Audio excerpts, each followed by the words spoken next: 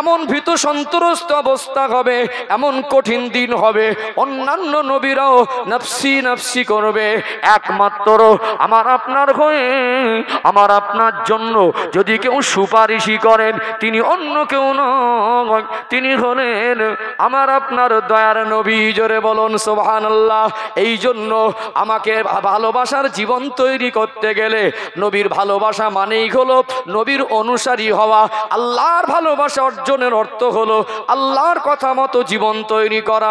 কথা ঠিক না বেঠিক? আল্লাহ পাক কোরআন শরীফে সূরা আত-তাহরিমের 6 নম্বর আয়াতে আমাকে আপনাকে জানিয়ে দিলেন, ইয়া আইয়ুহাল্লাযীনা আমানু উ আনফুসাকুম ওয়া আহলিকুম নারা। হে বিশ্বাসী বান্দা বান্দিরা, জাহান্নামের আগুন থেকে তুমি নিজে বাঁচো, আহাল পরিবার বর্গকে বাঁচাও। ইসলাম আমাদের এই শিক্ষা দেয় নাই আমি ভালো হব, আমি নামাজি হব, আমি দিনদার হব, আর আমার আহাল পরিবার বিবি বাচ্চা সন্তানাদি আত্মীয় তারা কোন পথের প্রতীক হবে তা আমার দেখভাল করার কোনো প্রয়োজন নেই। ইসলামের শিক্ষা দেয়নি আপনাকেও ভালো হতে হবে আর আপনার সন্তানদেরকেও জাহান্নামের আগুন থেকে বাঁচানোর জন্য উপযুক্ত শিক্ষার জীবনে ইসলামের আলোর জন্য আপনাকে দায়িত্ব ঘাড়ে নিতে হবে কি হবে না? হবে কি হবে না? আমাদের সন্তানকে যেমন ছেলে হোক মেয়ে হোক নামাজি করব, তেমনি আমাদের সন্তানদেরকে পর্দায় মানুষ করব ইনশাআল্লাহ। ছোট থেকে বাবা মা যদি মনে করে মেয়েটাকে আমি পর্দায় অভ্যস্ত করব, পর্দার পোশাক ছাড়া যে পোশাকে পর্দা হয় না, আমার সন্তানকে মেয়েকে ওই রকম পোশাক আমি কিনে দেব না দেব না দেব না, এই প্রতিজ্ঞাবদ্ধ হন, আপনার সন্তান পর্দানাসীন হবে, সন্দেহের অবকাশ নেই। 3 শ্রেণীর পর্দানাসীনা দেখা যায়। কয় শ্রেণী? গরিব হলে 1 শ্রেণী প্রকৃত পর্দা করে, আছে সংখ্যায় খুব কম। এখন ফ্যাশনগিরি দেখাতে গিয়ে ভিন্ন ধর্মাবলম্বীদের কালচার ফলো করে আমাদের ঘরের মেয়েরা একদম বেহায়াপনার মধ্যে ডুবে গেছে। 1 শ্রেণী আছে না নেই? আর 1 শ্রেণী যেটা মাঝামাঝি, একটু মাথা ওড়না দেয়, চুড়িদার নাইটি পরে, আদব করে ঘরে, কিন্তু প্রকৃত পর্দার হক আদায় করে না। গ্রাম্য এলাকায় মোটামুটি পরিবেশটা ভালো, তবে বলবো না যে ওটা একেবারে শুদ্ধ হয়ে গেছে। শরিয়াত যেটা বলেছে, আমি শরিয়াতের বাইরেতে কথা বলতে পারবো না। প্রকৃত পর্দার বিধান তো আমাদের ফলো করতে হবে। ওই পর্যন্ত যথেষ্ট আমি আমার গাজ্জত থেকে বলতে পারি না, কেন প্রকৃত পর্দা হলো এমন পোশাক পরা, ঢিলা ঢালা পোশাক পরা, যেটা শরীরের অঙ্গ প্রত্যঙ্গের গঠন কোথায় উঁচু কোথায় নিচু, পোশাক পরার পরে বোঝা না যায়। পোশাকটাকে এমন ভাবে পরা যে পোশাকে সভ্যতা শালীনতা থাকে। আজকে কিছু মা বোন বোরকা পড়ছে, কিন্তু তারপরেও ওটা ফ্যাশন হিসাবে পড়ছে, পর্দা আদার উদ্দেশ্যে। স্কিন টাইট বোরকা পরেও পর্দা হয় না। অকরনা ফি বুয়ুতি কুন্না ওয়ালা তাবাররুজনা তাবাররুজাল জাহিলিয়াতিল উলা। দুনিয়ার মেয়েরা জাহিলিয়াতের যুগের মেয়েদের মতো উলঙ্গপনা হয়ে বিহায়ার মতো চলাফেরা করো না। ইসলাম আমাদেরকে সম্মানী বানিয়েছেন। জোরে বলুন। ইসলাম মানুষের জীবনটাকে পবিত্র করে দেয়। জোরে বলবেন না? সম্মানিত ভাইরা, ইসলাম মানুষের বাহ্যিকও পবিত্র করে, আভ্যন্তরীণও। জেনা ব্যভিচার পরকিয়া কমাতে গেলে সমাজে সভ্যতা শালীনতা বাড়াতে হবে, পর্দা বিধানটাকে বাস্তবায়ন করতে হবে, অটোমেটিক জেনা ব্যভিচার কমে যাবে। কথা ঠিক না বেঠিক? সম্মানিত ভাইরা, আমরা যদি সন্তানদেরকে পর্দানাশী না করি, আমাদের ছেলে মেয়েদেরকে যদি আদর্শবান না করতে পারি, হুজুর এসে জেনা ব্যভিচার আর পরকিয়া কমিয়ে দিতে পারবে না। হুজুর এসে এক রাতে ওয়াজ করে সবাইকে নামাজি আর হালালখোর করে দিয়ে যেতে পারবে না। কেন? মানুষের জীবনে অন্তরে ইমানের ভিত দরকার। কি দরকার? ইমানের ভিত দরকার। ওটা ছোট থেকে তৈরি করতে হবে। আজকে আমাদের বাবা মা ছেলে মেয়েটাকে মোটামুটি মধ্যম পন্থায় বড় করলো, প্রকৃত পর্দাও করে না আর খুব বেহায়াপনাও, এটা বেশিরভাগ। আর আছে কিছু বেহায়া আছে না সমাজে। এইবারে কি হবে? বিবাহ দেওয়ার ক্ষেত্রে বাবা মা চিন্তা পারে একটা ভালো ছেলে দরকার। কি দরকার? ভালো ছেলে দরকার। ভালো বলতে আমরা কি ভালো বুঝি? আল্লাহ যেটা ভালো বলেছেন ওই ভালো নিয়ে আমরা মূল্যায়ন। যদি 10 তলা বাড়ি থাকে, মার্কেটে 30টা দোকান থাকে, 50 বিঘে জমি থাকে, মেয়ের বাপ সাহস করে জিজ্ঞাসা করে না, বাবা তুমি কোরআন শরীফ পড়তে জানো কিনা? এই সাহস করার, এরকম সাহসী মেয়ের বাবা খুব কম আছে। আছে না? ওই টাকায় পাগল, সম্পদে পাগল, ও ছেলেটা যাই হোক ওই ছেলেটাই দরকার। বিবাহের দিনে লক্ষ্য করবেন, একটা মেয়ে বাবার বাড়ি থাকা অবস্থায় চুড়িদার ওড়না পরে, তার চুলটা মাঝে মাঝে খুললে মাঝে মাঝে ঢাকে, অন্তত তার পেটটা মানুষ, চাচতো ভাই, ফুফুতে ভাই, মামাতো ভাই, গ্রামের ভাই দেখিনি। বিবাহের দিনে দুই পক্ষের নীরবতায় একজন মেয়েকে অর্ধনগ্ন করা হয়। দেখেছেন? বিবাহ দিচ্ছে ফ্যাশন দেখে, এখন আপডেট দেখে, দিনদারির প্রতি কোনো গুরুত্ব দিল না। ভদ্রলোকের ছেলে বিবাহ করতে আসলো, মেয়েটা চুড়িদার আর নাইটি পড়তো, পেট পিট, ওর চাচতো ভাই, খালাতো ভাই, গ্রাম সম্পর্ক ভাই দেখিনি। বিবাহের দিন এমন ভাবে সাজিয়েছে, একটা পাতলা শাড়ি পরিয়ে দিয়েছে, পেট পিট খুলে গেল কি গেল না? গেল না। মাথা একটা ওন্না চাপিয়ে দিয়েছে এত পাতলা যে ওন্নাটা নামে ওন্না, ওন্নার পরানোর পরেও শরীরের সমস্ত গঠন অঙ্গ প্রত্যঙ্গ চোখে পড়ে, পড়ে কি পড়ে না? এইবারে বিবাহ করে আনন্দ করে বাড়ি নিয়ে গেল, বিবাহের পরে তার স্ত্রী হিসাবে গ্রহণ করলো। এতদিন দায়িত্ব ছিল বাবা মার, এখন দায়িত্ব হ্যান্ড ওভার হলো বেশিরভাগ তার স্বামীর উপরে। হলো কি হলো না? স্বামী আরো 10 বছর দাম্পত্য জীবন পার করেছে। স্বামী যে খবর বাইরে গেছে, স্ত্রীকে পর্দায় নিয়ে যায়নি। তার স্ত্রী সুন্দরী, এই জন্য লোককে দেখিয়ে বেড়েছে আমার স্ত্রী সুন্দরী। যেই বউ পালাচ্ছে তখন বলছে হুজুর একটু ওয়াজ করেন, বউ নিয়ে পালাচ্ছে, সন্তান রেখে স্বামী রেখে পালাচ্ছে। আপনার স্ত্রীকে নিয়ে আপনি বেপর্দায় ঘুরছেন, দুষ্ট প্রকৃতির কোনো মানুষের নজর পড়ে গেল, দেখলো বউটাকে নিয়ে যদি সংসার করা যায়, হচ্ছে যেটা। আপনার স্ত্রীকে যদি পর্দায় রাখতেন, আপনার আয়ত্তে রাখতেন, তার হকগুলো আদায় করতেন, আপনাকে ছেড়ে যাবার কথা ছিল না। কথা ঠিক না বেঠিক? এখন স্বামী আরো 10 বছর দাম্পত্য জীবন স্বামী স্ত্রী পার হলো, কোনোদিন তার স্বামী পর্দার পোশাকও পরায়নি, পর্দার কথা বলিনি, পর্দার প্রতি গুরুত্ব দেয়নি, বাবা মাও বলিনি, আর স্বামীও করিনি। এবার হুজুর এসে ওয়াজ করে পর্দা নাশিরা করে দিয়ে যাও, হুজুরের বাপের ক্ষমতা আছে? তাহলে কেটে গেছে এক জায়গায়, ওষুধ লাগাচ্ছি, কি গো হাত ভেঙেছে ডান হাত, বাম হাত ব্যান্ডেজ করে বাচ্চার বাড়ি নিয়ে এসেছি, ও তো একটা হাত চলছিল সেটাও বন্ধ করে দিলেন। আজ আমাদের মাইন্ড এরকম হয়ে গেছে জলসা দিয়েই পরিবর্তন করবো, আর আমাদের মাইন্ড এরকম হয়ে গেছে আমাদের আর কোনো দায়িত্ব নেই, বছরে একবার জলসা দেবো পরিবর্তন হয়ে যাবে। এই চিন্তাধারা নিয়ে সমাজে কোনোদিন প্রকৃত দিনদার বাড়ানো সম্ভব নয়। সম্মানিত ভাইরা, আজ একদল মানুষের মাইন্ড হয়ে গেছে পরিবর্তন হয় না মানে তাহলে জলসা দিয়েও লাভ নেই। তাহলে আমরা ভালো জায়গায় একটা ইফেক্ট ফেলছি না? তাহলে আমরা এখানে প্রতিজ্ঞাবদ্ধ হই, আমাদের মেয়ে সন্তানকে যে পোশাক আমরা কিনে দেবো, যে পোশাকে পর্দা হয় না ওই পোশাক কিনে দেব না। আর দায়িত্ব শেষ নয়, মেয়েকে এমন ছেলের হাতে তুলে দেবো যে ছেলেটা তার জন্য উপযুক্ত।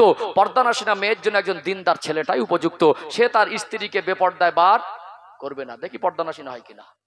আমাদের সমস্যার সমাধান এক জায়গায় খুঁজছি, আর এক জায়গায়। বুঝতে পেরেছেন? আচ্ছা, এখানে যদি আমরা গার্জেনরা যদি মনে করি নামাজি হিসেবে গড়ে তুলবো, পর্দানাসীনা গড়ে তুলবো, সম্ভব হবে কি হবে না? এই দায়িত্ব সবাইকে নিতে হবে, তাহলে সমাজ পরিবর্তন হবে। আর যদি না নেই, আমি হুজুর বলছি তো কি হয়েছে, আমার মেয়েও পর্দানাসীনা হবে না, আমার ছেলে নামাজি হবে না। শিক্ষার দিকে গুরুত্ব দিতে হবে। শিক্ষা জাতির মেরুদণ্ড, জেনারেল শিক্ষার প্রয়োজন আছে। আমি আবারও বলছি, জেনারেল শিক্ষার বিরুদ্ধে আমি কথা বলি না। ডক্টর মাস্টার করুন, গর্ব করে বলবো ওটা আমার ভাই, কিন্তু মানুষের মতো মানুষ করুন। দিনের বেসিক শিক্ষা থেকে তাকে বঞ্চিত করা যাবে না, ইসলামের চলার ক্ষেত্রে প্রয়োজনীয় শিক্ষা থেকে তাকে বঞ্চিত করা যাবে না। সম্মানিত ভাইরা, আমাদের দায়িত্ববান হই, সমাজ পরিবর্তন হবে ইনশাআল্লাহ। কথা ঠিক না বেঠিক? আসুন, জলসা কি ও কেন একটু বলেন নেই 2-4 মিনিট, তারপরে ইসলামিক জীবন ব্যবস্থা যে সহজ আর আমাদের জীবনের ঘাটতি পূরণ রাস্তাটা একটু বলবো। একদল মানুষ এই জিনিসটাকে নিয়ে বললো জলসা দিয়ে পরিবর্তন, একদল মানুষ বলছে পরিবর্তন হয় না, মানে জলসা দিয়ে লাভ নেই। কিছু কিছু মানুষ মনে করে জলসা দিলে মনে হয় গ্রামে গজব হবে, এমন ভাব দেখায়, আছে না? এক শ্রেণীর মানুষ তো মনে করে, তবু তাদের মাথায় সুচিন্তা, তারা তো দিন দরদি, তারা তো ভালো কাজ করছে, একজন আলেমকে এনে দিনের কথা মানুষ শুনুক, এটাও দরকার আছে না নেই? আবার এক শ্রেণীর মানুষ বিরোধী করছে। অনেকে দেখবেন এর মিডিয়াম মধ্যপন্থী একটা মানুষ আছে, সে ডাইরেক্ট বিরোধীও করে না, আর এর ভিতরে আসতেও চাঁদা দিতে হয় তাই দেয়, আর জলসা হলে আসার বসার প্রয়োজনও মনে করে না। জলসা কেন? দায় কি শুধু জলসা কমিটি কটার? মনে রাখবেন, পৃথিবীর মানুষ যদি পরিবর্তন নাও হয়, দিনের কথা শোনানো মানুষকে বন্ধ করা যাবে না। এই গরমের সময় যারা বাড়িতে ফুল গাছ লাগিয়েছেন, একটু পানি না যদি না দেন, শুকিয়ে যাবে কি যাবে না? যাবে না। মানুষের ঈমান যখন নিস্তেজ হয়ে যায়, দুর্বল হয়ে যায়, কমজোর হয়ে যায়, আল্লাহর কোরআনুল কারীমের দাওয়াত যখন তার কাছে পৌঁছে যায়, যখন আল্লাহর কথা রসুলের বাণী তার কাছে শোনানো হয়, তার দুর্বল সতেজ কমজোর ঈমানটা আল্লাহ পাক তার দুর্বল ঈমানটাকে সবল করে দেয়, কমজোর ঈমানটাকে আল্লাহ পাক সতেজ আর আল্লাহ পাক জাজবা তার মধ্যে তৈরি করে দেয়, তার জীবন পরিবর্তনের মতো জাজবা তৈরি হয়। জোরে বলুন। আপনি ফতোয়া দিচ্ছেন জলসা দিয়ে কি হবে? আল্লাহর নবী সাইয়্যিদানা নূহ আলাইহিস সালামকে আল্লাহ পাক দীর্ঘ লম্বা হায়াত দিয়েছিলেন, তিনি শুধু দ্বীনের দাওয়াত কলেমার প্রচার করেছেন 950 বছর। কত বছর? কম মনে হয় নাকি? 950 বছর দ্বীনের দাওয়াত দেওয়ার ফলে মুসলমানের সংখ্যা 40 অথবা 80 জন। আজকে যেসব ভদ্রলোকরা ফতোয়া দিচ্ছে জলসা দিয়ে লাভ নেই, এরা যদি নূহ নবী আলাইহিস সালামের জামানায় থাকতো, এরা মনে হয় নবীর বিরোধী হয়ে যেত। কথা বোঝা যায়নি? জলসা দিয়ে লাভ নেই যে বা যারা বলে, মনে রাখবেন, আজকে কিছু মানুষ বসছে, আগামী দিন যদি এর থেকে সংখ্যায় কমে যায়, দুটো মানুষও যদি বসে, দিনের কথা শোনানো মানুষকে বন্ধ করা যাবে না। কারণ সমাজের পরিবর্তন শুধু জলসা দিয়ে নয়, জলসাও দিতে হবে, রাস্তার নির্দেশনা দিতে হবে, রাস্তায় চলতে হবে সবাইকে। ওই জন্য আবারও বলছি, আমি গদখালিতে এসেছি, আগে আমার রাস্তা ঠিক করতে হয়েছে। রাস্তা না ঠিক করলে আমি এখানে আসতে পারতাম না। আমাকে কামিয়াবি রাস্তা ঠিক করতে হবে। রাস্তা ঠিক করাটা মজলিস থেকে হবে, ওই রাস্তায় চলতে হবে যে যার গতিতে। কথা ঠিক না ঠিক? তবেই পরিবর্তন আসবে। অতএব কোনো রকম ভাবে ইসলামিক দৃষ্টিকোণ থেকে পবিত্র কোরআন প্রচারের বাণীকে ওখানে বিরোধী করা যায় না, বন্ধ করা যায় না। যারা জলসা বিরোধী তারা কোরআন বিরোধী, ইসলাম বিরোধী। কথা ঠিক না ঠিক? আর একটা তথ্য আপনাদের বলি, জলসা কেন? দেখবেন ইসলামের মধ্যে দোয়ার একটা গুরুত্ব আছে না নেই?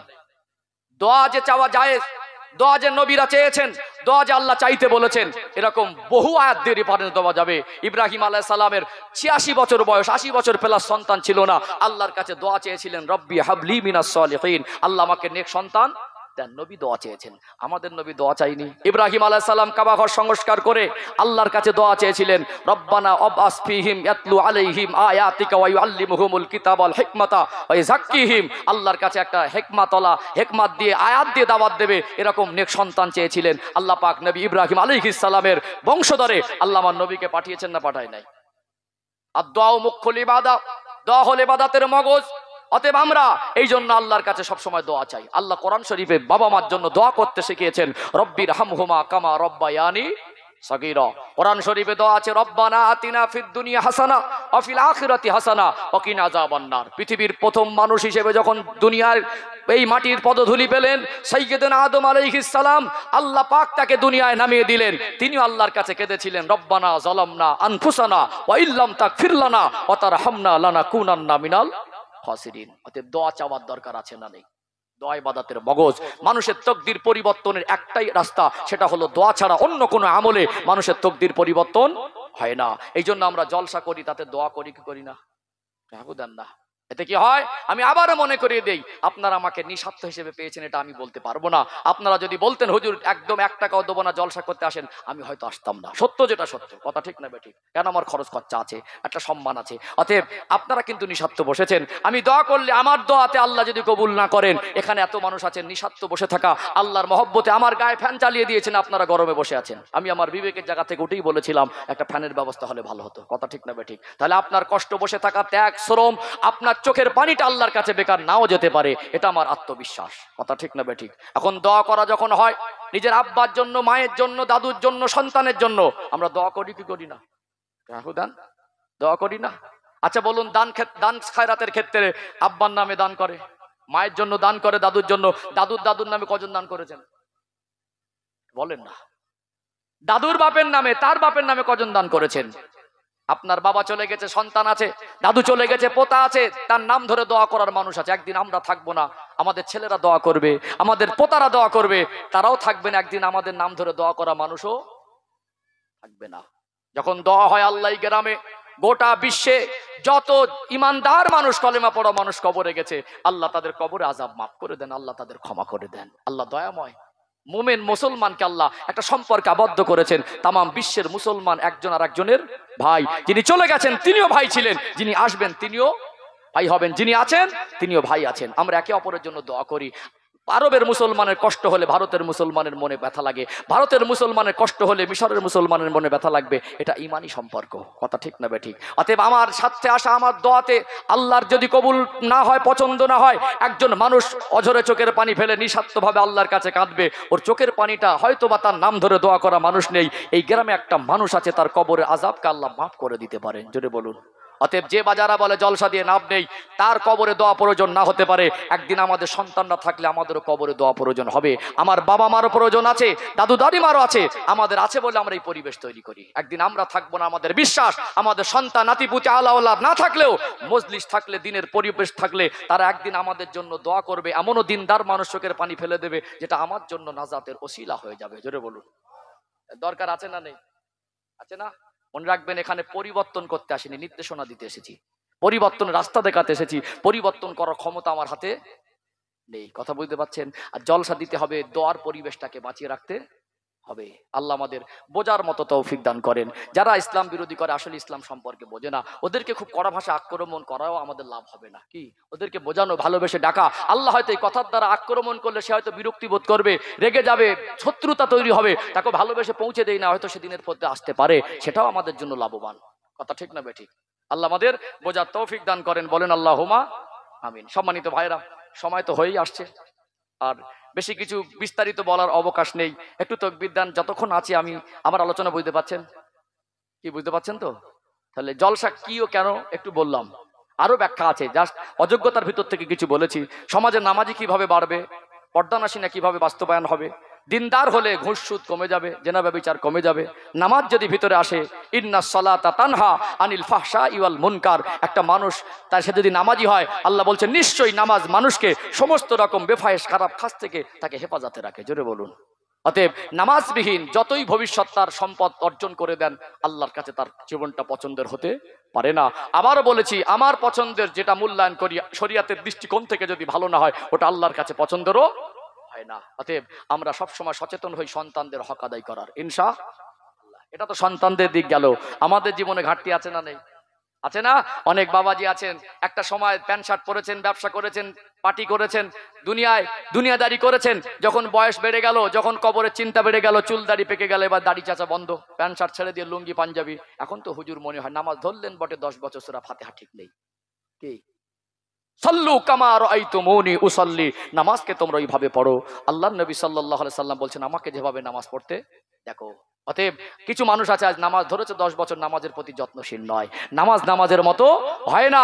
আল্লাহ নবী বলেছেন কিছু মানুষের নামাজ আল্লাহর ফারিস্তারা মুখে ছুঁড়ে মারে। আমার আপনার পীর মুর্শিদ আমিরুশ শরিয়াত কুতুবুল আলাম মুজাদ্দিদুজ জামান দাদা হুজুর পীর কেবলা, তদানীন্তন সময় 5 হুজুর কেবলারা তারা কত কষ্ট করে দিনের খেদমত করেছেন। আজ হুজুররা এসির গাড়ি চেপে আসে না? সম্মানিত ভাইয়েরা, গরুর গাড়িতে করে, বাসে করে, ট্রেনে করে 1 মাস ঘরে ফেরা হয়নি। এক একটা এলাকায় গেছে, এক একটা এলাকার মধ্যে মসজিদ নেই, মাদ্রাসা নেই, আলেমের খোঁজ নেই। নিজে হাতে করে মসজিদ মাদ্রাসার ভিত্তি স্থাপন করলেন। জানেন এখানে একজন আলেমের আগমন হলে এই আলেমের থেকে এলাকার মানুষ ইসলামের আলো পাবে। বাস্তবিক তাই, তারা আলেমদের থেকে ইসলামের আলো পেয়েছে, তারা আলেমদের নেতৃত্বে জীবন যাপন করেছে। আজকে সাধারণ মানুষের নেতৃত্বে আলেমদের চলতে হচ্ছে, এটা অত্যন্ত দুঃখজনক কথা, ঠিক না বেটি? ইমামদেরকে মানুষ সম্মান করত, ইমামদেরকে মানুষ ভয় করত। আজ ইমামের সামনে বিড়ি খাওয়া, আজ ইমামের সামনে তাস খেলা, আজ ইমামকে সম্মান না করা, ইমামকে আমাদের মতো করে চালানো হয়েছে না? আগে ছিল ইমামতি, এখন করানো হচ্ছে, তাকে বাধ্য করা হচ্ছে গোলামতি করো। আমরা তোমাদের মুসল্লি না, আমরা তোমাকে যা বলবো তাই শুনতে হবে না। আমি মুসল্লি, ইমাম যদি হতাম, মুসল্লি যদি হতাম, তাহলে ইমামের নেতৃত্বটা মানতে অসুবিধা হতো না। কথা ঠিক না বেঠিক? আপনি 24 ঘন্টার ভিতরে যে কোনো একটা ওয়াক্তে 10টা মিনিট কোথাও ছুটতে হবে না, কোথাও যেতে হবে না, 10টা মিনিট ইমামের কাছে সময় দেন। 1 মাস লাগুক না, সূরা ফাতিহা মুখস্থ হবে, 50টা গালাগালি মুখস্থ, কোথায় কত টাকা পাবেন সেটা মুখস্থ। আর আপনাকে আল্লাহ পাক সহজ করে দিয়েছেন, কোরআন শরীফে 114টা সূরা আছে, তার মধ্যে শেষের কয়েকটা সূরা আল্লাহ খুব ছোট ছোট দিয়েছেন। বিসমিল্লাহির রহমানির রহিম, ইন্না আ'তাইনাকাল কাউসার ফাসাল্লি লিরাব্বিকা ওয়ানহার ইন্না শানিয়াকা হুয়াল আবতার। এই ছোট্ট সূরা কি মুখস্থ হয় না? এক সপ্তাহ বসেন তো, 1 মাস বসেন, দেখি 1 মাসে একটা সূরা শুদ্ধ হয় কিনা। লাগুক 5 মাস, 5টা সূরা মুখস্থ হলে নামাজটা শুদ্ধ হবে। লাগুক আরো 5 মাস, আরো 5টা দোয়া মুখস্থ হয়ে গেলে নামাজ আরো 1 ধাপ শুদ্ধ হয়ে যাবে। তাশাহুদ মুখস্থ দরকার আছে না নেই? নিয়ত করে দোয়া সানা দরকার আছে, সানা, তাশাহুদ, দরুদ শরীফ, দোয়া মাসুরা, দোয়া কুনুত। 5 মাস লাগুক, 10 মিনিট করে সময় দেবো। কমিউনিট দুনিয়াদারি করেন, ব্যতিব্যস্ত থাকেন, রোজগার করেন, মজদুর করেন, এতই ক্লান্ত হয়ে যান। আপনার তো বিবেকের কাছে লজ্জিত হওয়া দরকার ছিল, সারাদিন দুনিয়ার জন্য 10 ঘন্টা খাটলাম, আর জান্নাতে যাওয়ার জন্য 10 মিনিট কেন বসতে পারবো না? এই জীবন যদি পন্থা না বার করি, শুধু মাথা ঠুকলে আল্লাহর কাছে প্রিয় হওয়া যাবে না। আর মসজিদের সঙ্গে আমাদের সম্পর্ক যদি না হয়, আলেমদের সঙ্গে যদি সুসম্পর্ক না হয়, জীবনে আমল ও জিন্দেগির পরিবর্তন হতে পারে না। এই জন্য আলেমদের সঙ্গে সাধারণ মানুষের দূরত্ব তৈরি হয়েছে। আলেম জোরে হাঁটলেও দোষ, আসতে হাঁটলেও, যদি জোরে হাঁটে বলে পরের বাড়ি মনে হয় ফাউ মাল, তো একটা মনে ভালো ব্যবস্থা আছে, টেনে টেনে যাচ্ছে। আসতে হাঁটলেও বলে মাল মনে হয় ফাউ মাল টেনে খেয়েছে। তো ওর জীবনে ইসলামের উন্নতি হতে পারে না। অতএব আলেমের সোহবাতে বসতে হবে, আলেমদের সুখ শান্তি আপনার মনে ভালো রাখতে হবে, আলেমদের ভক্তি করতে হবে, আলেমদের মহব্বত করতে হবে। আলিমুল মৌত আলামুল মৌত, একটা আলেমের মৌতে বিশ্বের মৌত হয়।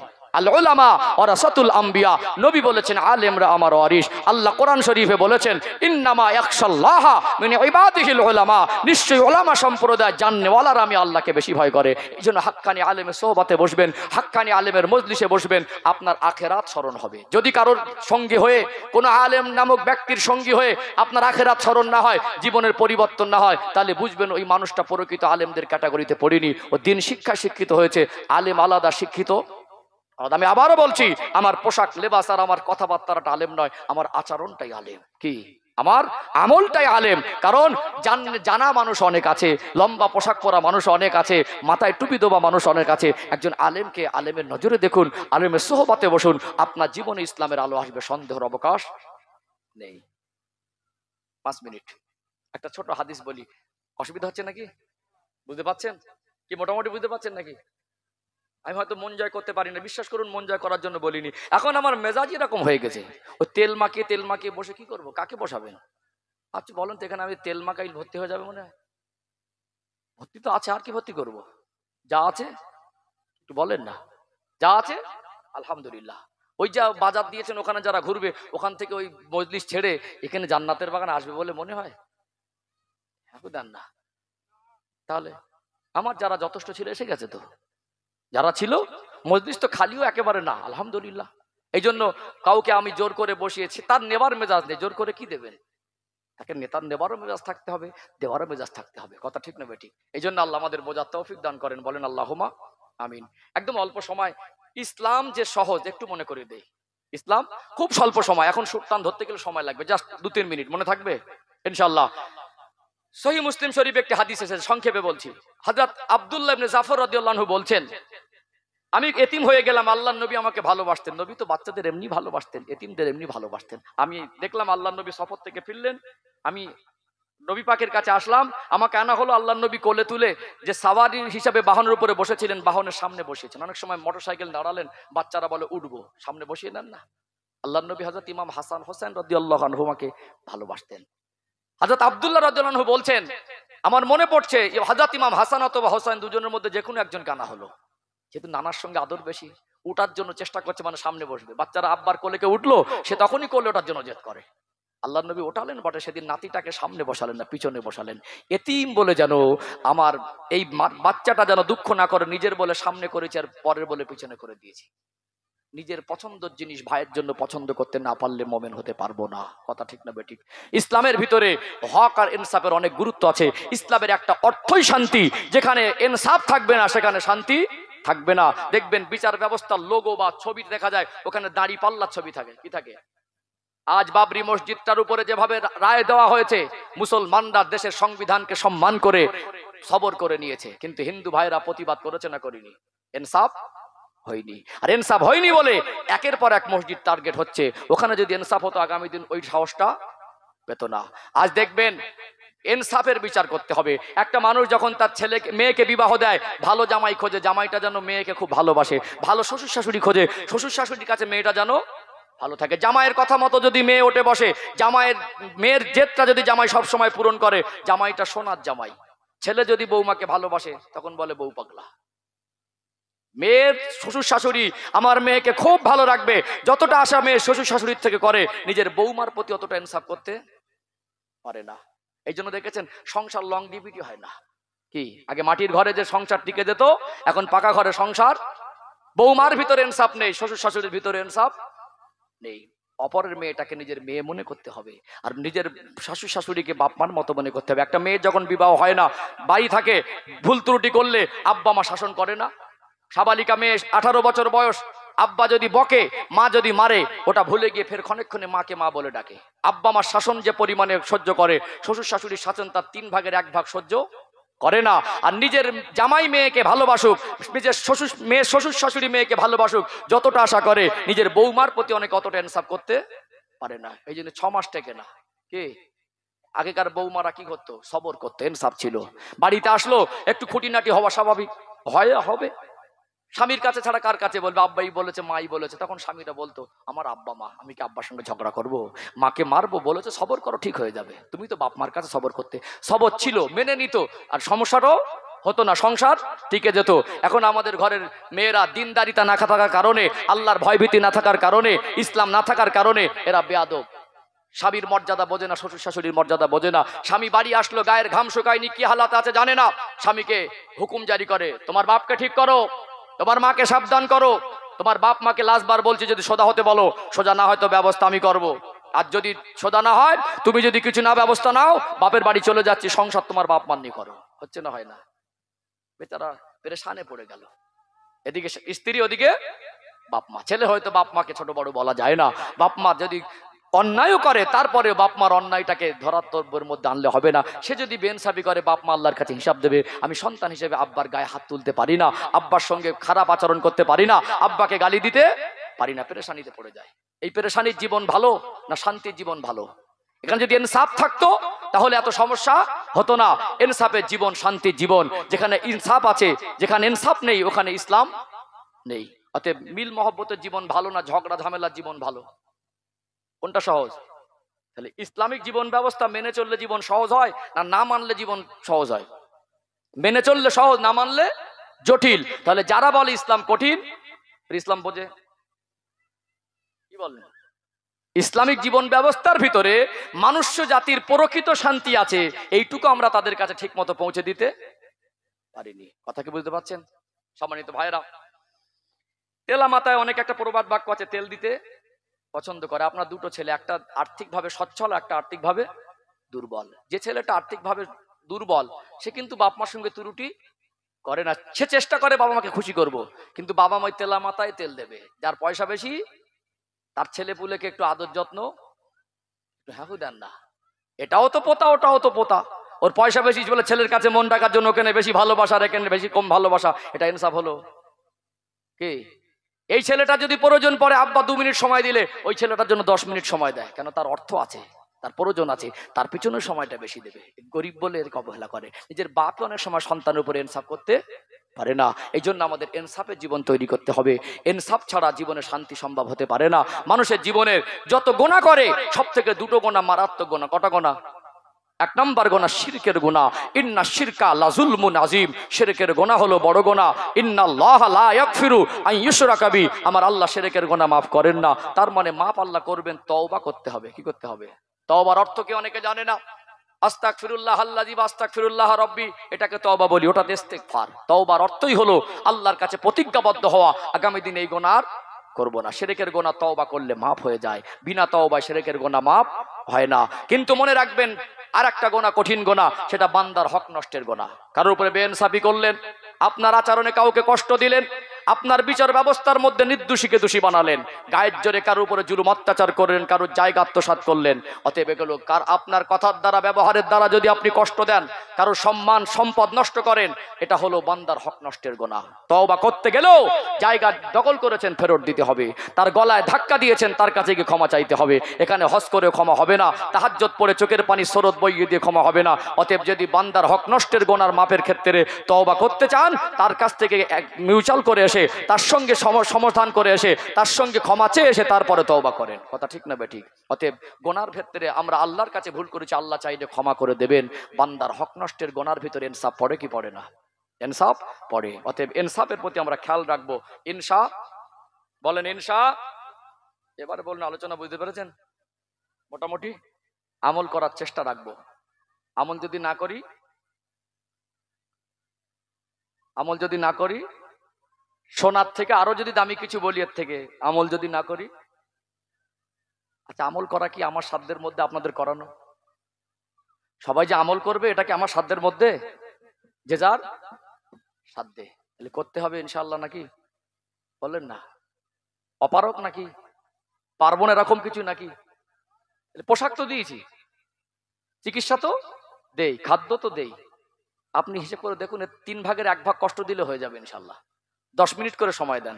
আপনি কাজে থাকে না, আপনি স্ত্রী ব্যস্ত থাকে, বাবা মা বাড়ি থাকে না, বাবা মা নেই, হুজুর কিন্তু বেশ সময় দেবে। 10 মিনিট মাদ্রাসায় পাঠান, মক্তবে পাঠান। ইনশাআল্লাহ আমাদের বাচ্চারা দিনদার হবে, দিনের আলোয় আসবে ইনশা। বলেন ইনশা আল্লাহ। ভালো থাকেন, আল্লাহ ভালো রাখেন, মিলেমিশে থাকেন, মহব্বতে থাকেন।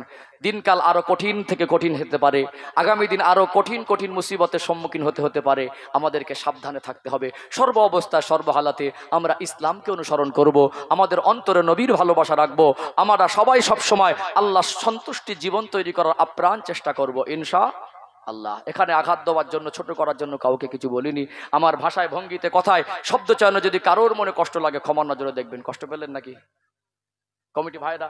যদি বলে হয় 10 মিনিট আগে বাড়ান, তো ওটা আমার কাছে ব্যাপার নয়। কিন্তু আজকে একটা মাহফিল, আর যদি কেন একটা গোছানো বক্তব্য দরকার, তাই তো। এই জন্য আমি আমার সময়ের মধ্যে যতটুকু আমি বলেছিলাম, কথা দিয়েছিলাম যে এই বিষয়গুলো আমি বলবো, সেগুলো আমি সংক্ষিপ্ত আকারে মোটামুটি বলার চেষ্টা করেছি। আবার যদি একটা পর্ব ধরতে হয় সেটা আলাদা ব্যাপার। কারণ আমি সময়ের মেকআপ করে চলছে, যদি মনে হয় যে আর 10 মিনিট লেট হবে সেটা আমার কোনো ব্যাপার না, আমি করে দেবো। ভাই ভাই ভালোবাসাটা ব্যাপার নয়। তবু একবার তকবীর দেন না? আর এই তাকবীর, মাশাল্লাহ, একটু ভালো লাগছে। চলে যাবেন নাকি? হ্যাঁ, থাকবেন ইনশাল্লাহ। যদি অজু ইস্তেঞ্জার প্রয়োজন হয়, হতে পারে। আমি এসে দেখেছি অনেক মানুষ ওঠেননি, সেইভাবেই বসে আছেন। 2 ঘন্টা বসা, আবার 2 ঘন্টা, 4 ঘন্টা। তাহলে আপনাকে একটু উঠতে মন চাইবে। একান্ত একসঙ্গে না উঠে একটু 1-2 জন করে উঠলেন, অজু ইস্তেঞ্জা সেরে আসলেন, আবার বসলেন, তাহলে পরিবেশটা বজায় থাকবে। নিশ্চয়ই জলসাটা সারা রাত নাকি? যখন সারা রাত দিয়েছেন, তাহলে সম্মানটুকু ধরে রাখার দায়িত্ব এই গ্রামবাসীর, ধরে রাখার দায়িত্ব এই গ্রামবাসীর। তারপরে যারা কুটুম দাওয়াত করেছেন, আপনারা এই জলসাকে উদ্দেশ্য করে দাওয়াত করেন। এখন জলসা মানে কুটুম দাওয়াত, জলসা মানে বেই জামাই, আত্মীয় স্বজন, বন্ধু বান্ধব। আচ্ছা, কি হলো, কি বলে দাওয়াত দিলেন? আমাদের গ্রামে জলসা, আপনি আসবেন। তাহলে জলসার নাম করে দাওয়াত দিলেন, খেয়ে 10 মিনিট জলসা আসলো না, খেয়ে 1 ঘন্টা জলসায় বসলো না, তাকে উপরান্ত খরচা করে খাওয়ালেন, তাকে ভালো সবার জায়গা দিলেন, ঘুমানোর জায়গা দিলেন, তাকে খাওয়াতে গিয়ে আপনিও 10 মিনিট এসে বসতে পারলেন না, তাহলে আপনি জলসার হক নষ্ট করেছেন। আপনি জলসার, যদি বন্ধু বান্ধবকে দাওয়াত করে তাকে খাওয়াতে গিয়ে আপনার জলসা আসা না হয়, আর বন্ধু বান্ধবকে জলসার নাম করে দাওয়াত দিয়ে তারা সে জলসায় না বসে, যদি খাওয়ানোটাই উদ্দেশ্য ছিল, অন্যদিন দাওয়াত করে খাইয়ে দেওয়া ভালো ছিল, দুপুরে খাইয়ে দেওয়াও ভালো ছিল, তাহলে অন্তত তার পিছনে সময় দিতে গিয়ে আপনার জীবনের সময়টা নষ্ট হতো না। এখন জলসা মানে তো কুটুম, জলসা মানে আত্মীয়, বাড়িতে অনেক লোকজন, কিন্তু জলসায় লোকজন নেই, এটুকু দুঃখজনক। যারা বাড়ি আছেন, আমি অনুরোধ করব, এই পরিবেশটুকু যখন সারা রাত দিয়েছেন, ধরে রাখতে হবে আপনাদের। আলেমরা আসলো 2 ঘন্টার মেহমান, এই গ্রামে যদি আপনারা খালি হয়ে যান, কারণ আমি এই জন্যই কথাগুলো গুছিয়ে বলে দিচ্ছি, আমি নেমে যাওয়ার পরে হয়তো 4 ঘন্টা বসে আছেন, মনে কিছু মানুষ উঠে যাবেন, যে বক্তা আসবে যদি এসেই বসার সাথে সাথে মানুষ উঠতে শুরু করে, তার মন মানসিকতা কোন দিকে যাবে? কি ভালোর দিকে যাবে? ভালোর দিকে যাবে না। পরিবেশটার দিকে খেয়াল রাখবেন। আল্লাহ আমাদের বোঝার তৌফিক দান করেন, বলেন আল্লাহুম্মা আমিন। আমরা একটু সকলে সালাম পড়ে নেই, তবে আমি এই জন্য বলে নিচ্ছি যেন পরিবেশ নষ্ট করবেন না।